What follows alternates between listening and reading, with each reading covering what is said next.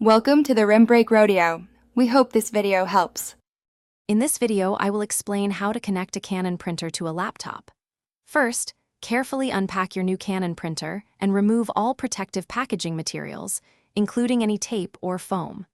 Next, connect the power cable securely to the printer and then to a wall outlet. Finally, turn on the printer using the power button and load a stack of fresh paper into the designated paper tray, ensuring it's ready for printing. For a direct connection, locate the USB port on your Canon printer, which is usually found on the back or side. Take a standard USB A to B cable and insert the square end into the printer and the rectangular end into an available USB port on your laptop.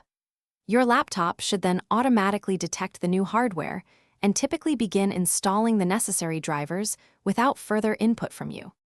To connect wirelessly, ensure both your Canon printer and laptop are connected to the same Wi-Fi network. On your printer's control panel, navigate to the Wi-Fi setup or network settings menu. Select your home network's name, also known as the SSID, and enter your Wi-Fi password. Once connected, go to your laptop settings, then Bluetooth and devices, and finally printers and scanners to add your newly connected wireless printer. If your laptop doesn't automatically install the necessary drivers, don't worry.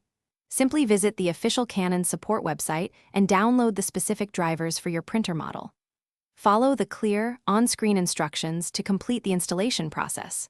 Once the drivers are installed, open any document, select Print, and choose your Canon printer to perform a test print, confirming everything works perfectly. Thanks for watching. Consider subscribing if we helped you.